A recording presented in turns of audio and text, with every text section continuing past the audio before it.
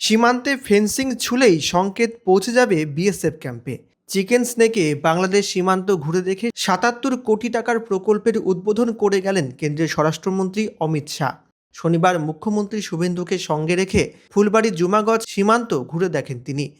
ওই চৌকি থেকেই মোট ১৪টি সীমান্ত চৌকির স্মার্ট ফেন্সিং চালু করেন শাহ। স্মার্ট ফেন্সিং ব্যবস্থায় কাঁটাতারে কেউ হাত দিলেই সঙ্গে সঙ্গে বিএসএফ ক্যাম্পে সংকেত পৌঁছে যায়। অনুপ্রবেশ এবং চোরাচালান আটকাতে এই প্রযুক্তি ব্যবহার করা হয়েছে।